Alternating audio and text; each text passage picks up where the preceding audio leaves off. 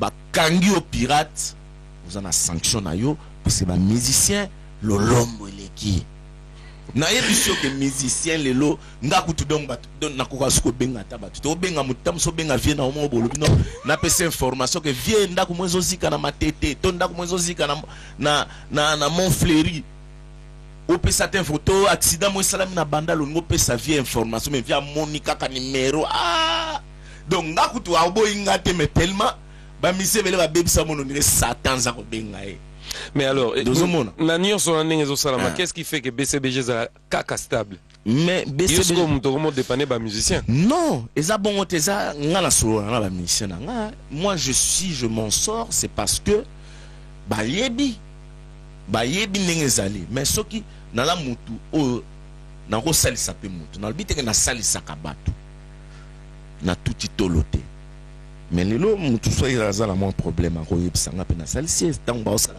comparaison na batu so amoni mais quand même tam so ba osalisanga kuna tam susu ezoleka te ba sola rapé ba mission ba sola entre bango baza ba mission baza ko appartenir na biso te mais ba travailler rapport na biso mais un musicien il est libre c'est un être humain libre donc baza na bani na bango bakutanaka basola rapé motonde ni côté na mineza ndeni ba l'air siko basola bayoka na bayoka na pe bazoyoka mais ce qui est bien chez moi tout ça un règlement d'ordre mutu to yebi que non ma solo ezabo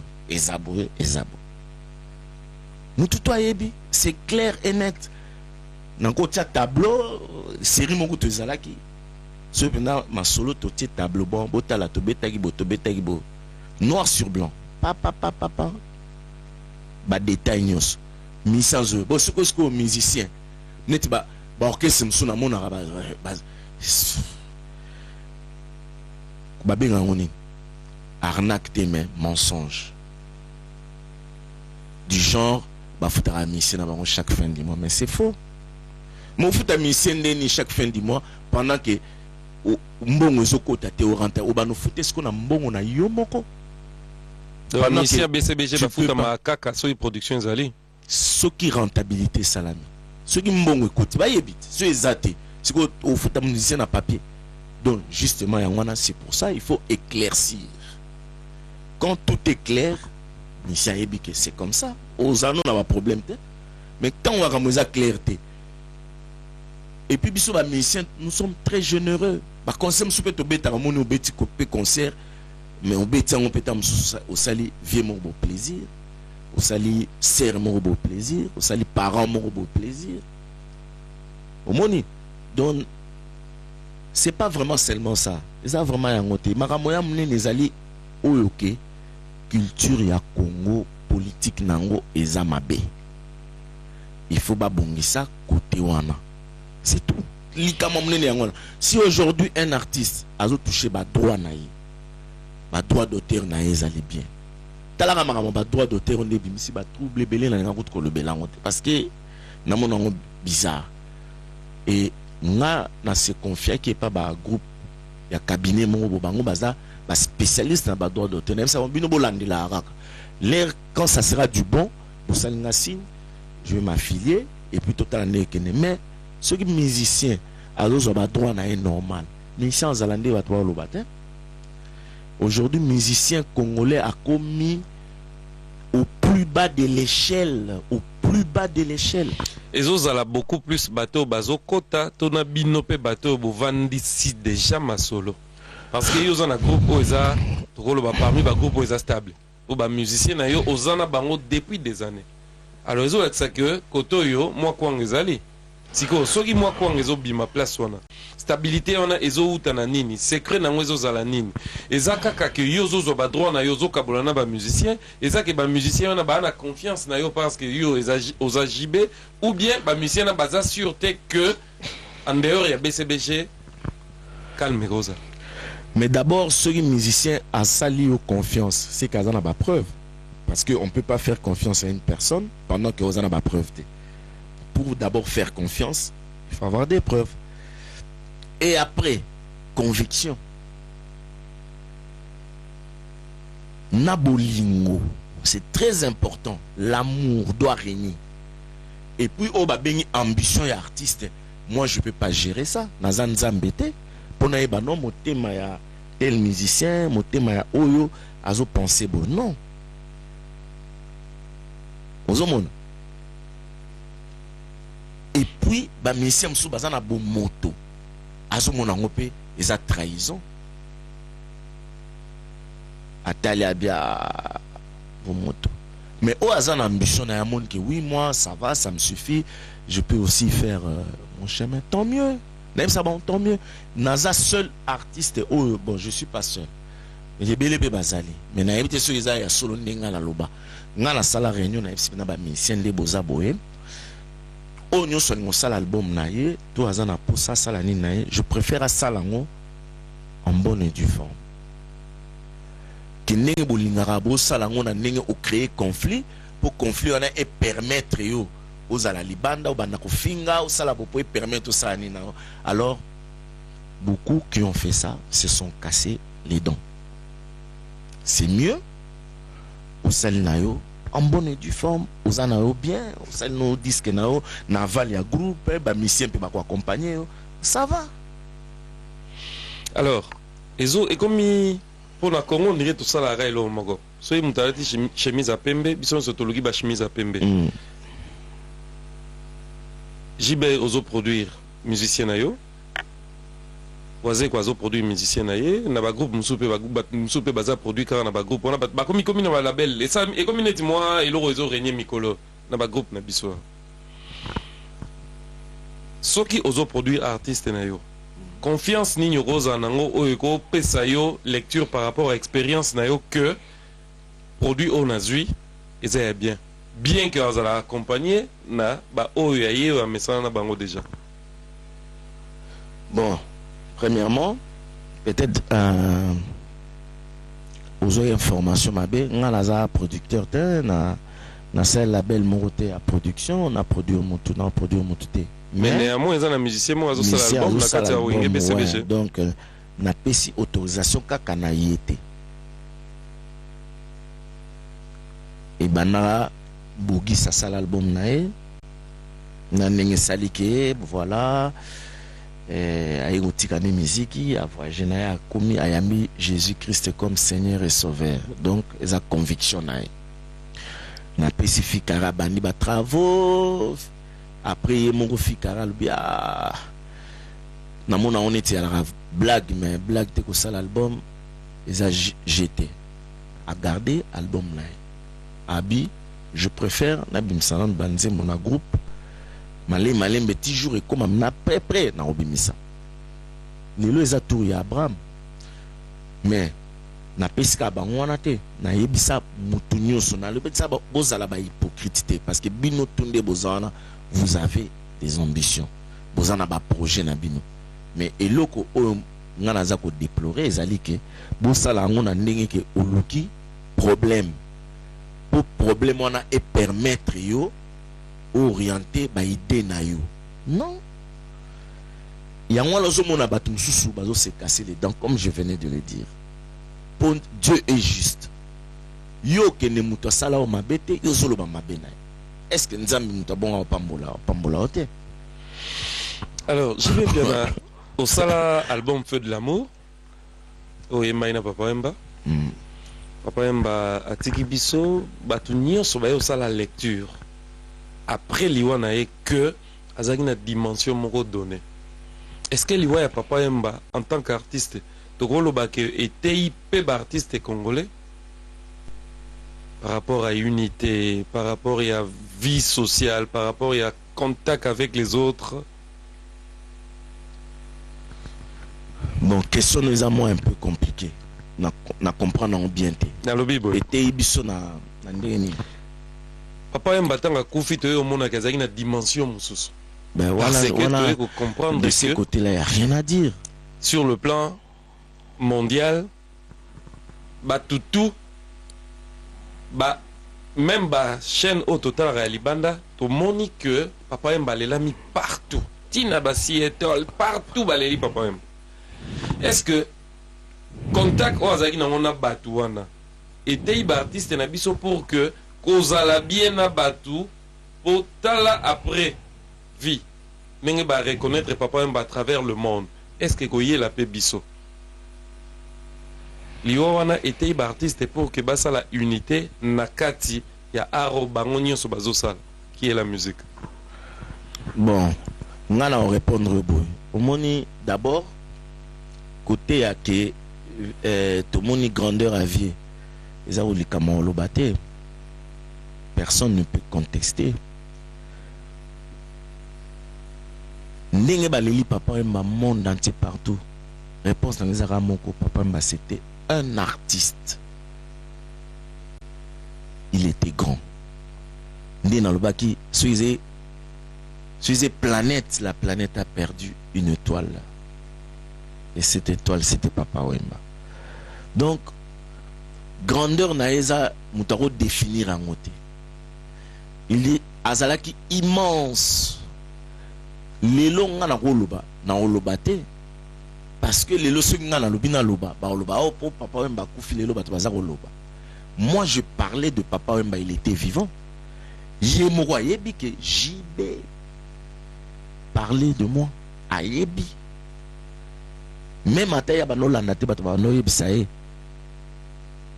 Je n'ai jamais eu honte malgré dimension nanga de dire, de crier tout haut que Papa Wemba c'était mon idole. Nde batum sou baza ngana ba jeune belé lo pe baza na ba succès bazé belé nazala ki idole na bango mais lelo ba yoka soni ko lo bango ko lo ba ke lelo ngana komi boye na bano linga JB c'est mon idole ba yoka soni ko lo ba mais ngana ndenge tozo buka ba martyr donc ozo sentir na que prêtre na ndenge ko sakana te to kabola to diviser monde en deux parties.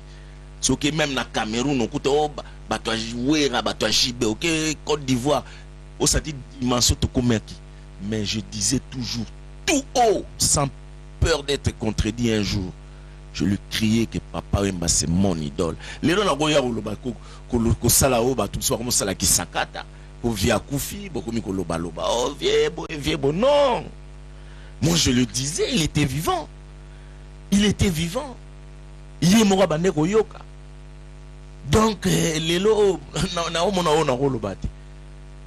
Pour parler de l'unité, Papa Wemba azalaki bien na batu nyonso tolandaka lokolo na ye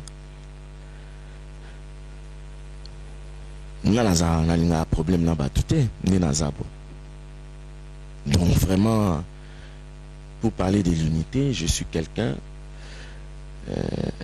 oyo alingaka na ye bozobate quoi bozoberi epa na ngai epasaka te. Donc je suis gentil avec ceux qui sont gentils avec moi. Quand tu n'es pas gentil avec moi, vraiment désolé. Donc nazala idéologie na ngai yango. Alors soki totala lelo wenge BCBG et difficulté c'est vrai autant le bango eza na ba voyage c'est vrai que freiner moi muke. Est-ce que vous avez rappelé un message pour na bateau nyonso bazo ko empêcher bo œuvrer en dehors ya RDC? Bon, na cause un message mais il faut baba tongo ba ozongo bien, ba ozongo mabe. Donc makamususu balobaka mieux le kamususu tout donc kufana na motema to loba noter. Est-ce que ba ko interpréter bien to ba ko interpréter mabe? Parce que nga c'est que na loba on toujours dans bibiso toza na biso ba musicien toza ba politicien te. Donc ce lelo bandeko na biso na ba ki ko limbisa biso sala musala na biso ezala bien. Donc on na loba ya ngwana parce que biso lelo toza na pouvoir monter to ko tia muto ata bourgmestre hein mais bourgmestre a rozoyo a foutu mbongo nde to beta na ba anniversaire nde to beta na ba première communion alobi ya ko betelanga oboya te oyo sala musala parce que musala no yango wana. Donc vraiment ndenge ba kotisa biso on dirait to koma ba politicien on dirait biso nde to sala constitution mboka oyo on dirait biso nde non toza na biso ba musicien lelo kutu omone émission na biso nazo lela ka passe ya ba musicien ndenge lelo musicien akomi mutu moko donc musicien komi mutu moko bon na ko pesa exemple mo moni lelo Barack Obama, président Barack Obama, oyebi ke ntango asala campagne na ye oyebi ke artiste mwa monene ya États-Unis Jay-Z oyebi oyebi ke atia mbongo ebele mpo atisala campagne ya Barack Obama oyebi yango. Donc ça veut dire artiste kuna ala mutu ba moyen po bazwaka ba droit na bango eza respecté baza na ba moyen. Qui est cet artiste en Afrique à Rosalango campagne moi ba président ya kinotila candidat mbongo azate. Donc ça veut dire artiste ya awa ya Afrique doit communier artiste moko boye oyo. Donc nous sommes abandonnés à nous-mêmes. Donc bunda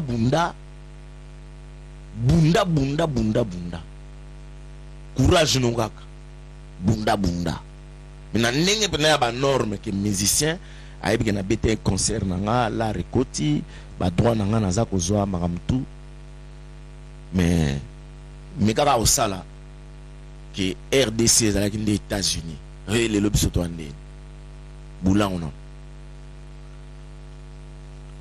omoni. Donc sikoyo biso ba artiste bazwa biso tozana biso ba commerce. Un commerçant azoteka produit na ye azoteka produit na ye. Donc ndenge toza boye soki muto ayo zonga betelanga na mariage na kobeta naza lokola mapa nso ebimi na boulangerie atakolo boulangerie wana aza opposant. Est-ce que koboya mutu ya majorité asomba lipana po ya aza opposant? Non. Mapa na ye eza nango mapa mutu nyonso eza na couleur de monde. C'est comme la musique. Pourquoi bazo pesa biso couleur na musique? Faut pas ba pesa biso couleur. Tous en absolu musicien. On est là, nous sommes des commerçants. Mutu oya verio. Betelanga na baptême, na beti, betelanga na mariage, na beti, betelanga na campagne. Voilà. Na beti. Mais sikoyo message yango wana kaka nga na senga pardon na fukama même na Paris na sengi pardon bandeko na biso bolimbisa biso tozonga omona ti même concert na nga ebetate parce que basé déterminé. Mais j'ai perdu beaucoup d'argent. Mais est-ce que on a déjà même pensé à dire voilà mission on a quand même à perdre mon tout qui moi mécanisme. Est-ce que on a déjà pensé à nous? Il rata la dernière minute pour voilà maintenant il raté ba tumsu ba mi bomaka na makama bo moi muntu ami bomi po tamso yebite ze économie na ngana na bomba ekenda leo na zongo webite ba tumsu amko mi diembi kabina bo moni lobi na la télévision ami diembi ki po l'art na eki omoni. Donc eza ba bilo moko ke ba musicien on pleure, tu les trop, tu comme cassé d'autres, tu vas soucier comment tu rigoles là. Tout c'est une bonne monté. Alors dans ces cas, bah bon c'est le soir que bah droit na biso moins tous au kango. L'été bon c'est le soir bah droit na biso tous au kango. Tant on se plaignait qui na piraterie, on trouvait moi piste moroboé na internet, on contrôler ba vue, on contrôler téléchargement. Alors, si koyo, le rôle les a bloqués. Dans le niveau Oyo, il y a des déplacements, na rentabilité. Piste ni si koyo beaucoup luka.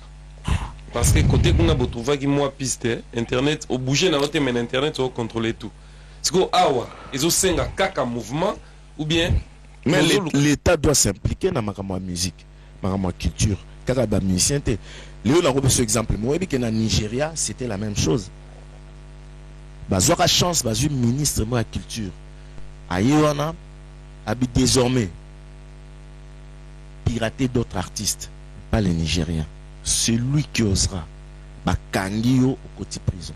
Idem avec South Africa. Ba musicien ba tambola ba kanga ba pirate. Aux monde. Au rose en Afrique du Sud au monde ba pirate ni on se sauf y a Sud Afrique. Donc les lots au monde n'a jamais musicien nigérien moko boye aza na complexe il faut que ne peut-être ba voyagera na lobango plusieurs fois ba voyagera bazo ke Europe, Amérique, États-Unis, Canada, tout ça peut-être pour des vacances bien beta concert na mais pas na ndenge o lelo biso to mona ngweza paradis pour tous à paradis te ozomona de parce que on avait mis de l'ordre dans la maison ati nandako ati ordre nandako au monde alilo so maramo ezali to na mboka oh bon ba musicien bobetela mboka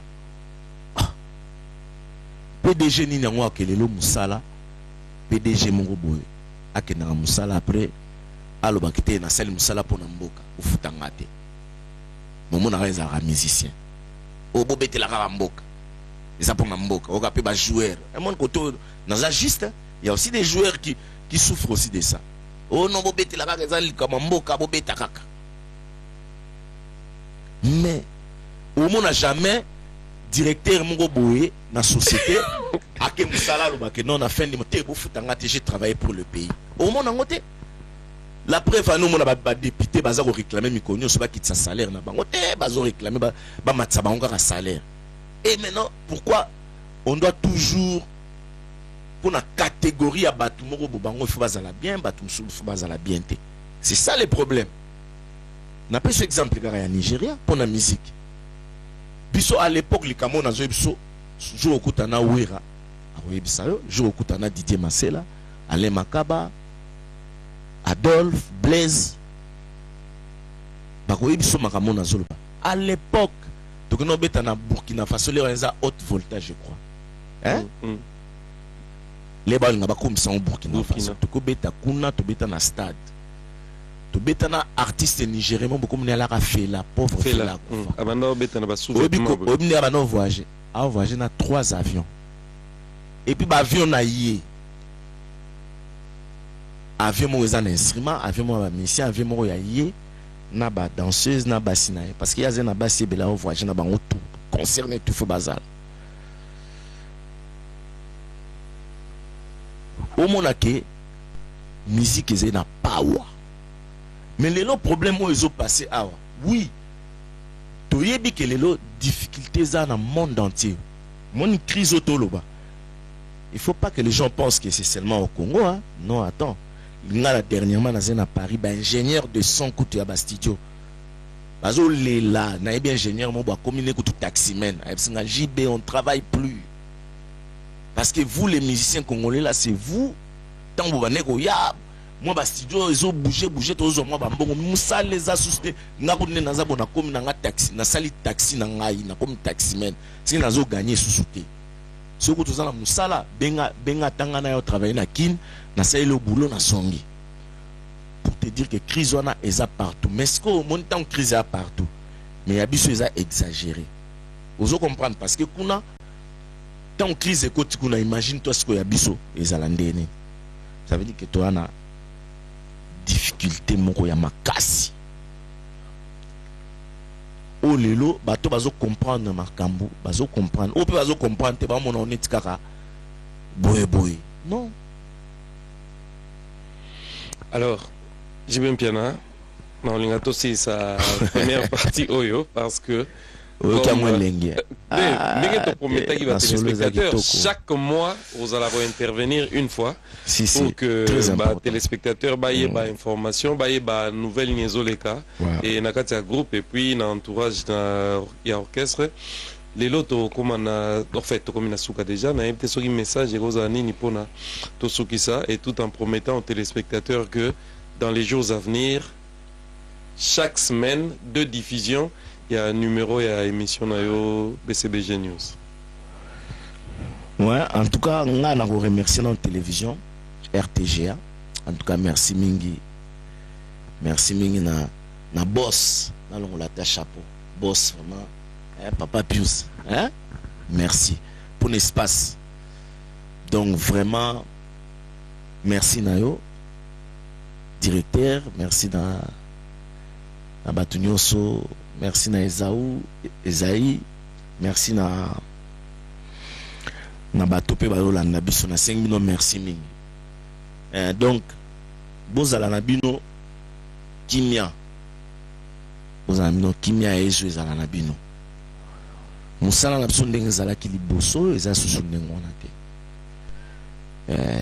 crise oyo bozoyoka monde ezolobela crise même na Amérique na Europe na Asie donc crise wana botalaka so kuna baleli crise ça veut dire koto mpe crise ezala makasi yango bomona bamwa badifficulté ya bamakambo ebele ezali oui nayebi attente na bino ezali album il faut ebimaka bimaka mais tokobimisango mpe na ndenge bolandi émission boyoki mwa baexplication na nga mike c'est pas dit que parole na nga eza parole d'évangile te mais eza conception na nga et puis na analyse na nga oyo il faut na expliquer bino na ozwa ntan molai te mpona koexplike likambo oyo mais au moins na kogarantir bino que nayebi ndenge tosololi lelo na ndeko na nga 33 bokomela ye bokoyebise non tuna boye ya expliquer bon je serai présent ndenge ya lobi chaque mois l'émission oyo bobanozwa nga moko na bana koexplike bino bamakambo oyo eza koleka ebele mais mpona mosala eza kitoko mosala esi esila nango mais babiloko ya mike boyebika ndenge ezalaka epuis kotala koma tokobimisela yango en plus boyebike baproducteur bazala susu te donc on se bat seul yo moko ozobunda pour plein ezala donc je vous garantis donc suivez-moi toujours na RTGA bobano kanga pena na ndimbola bino lisolo ya BCBG lisolo ya ngamoko Salvatore Motopamba votre humble serviteur donc ngayo minga kolobezate donc bozala noka à l'écoute bobano talaka ba annonce na RTGA bozonga na temps donc toujours ka kindoki na bonzambe kati na nkolo po biso zakaka kati na nkolo quoi donc connaît pas à demander à rien en face donc yangonde maïs donc voilà ce que je pouvais dire c'est ça. Merci à vous fidèles téléspectateurs, merci.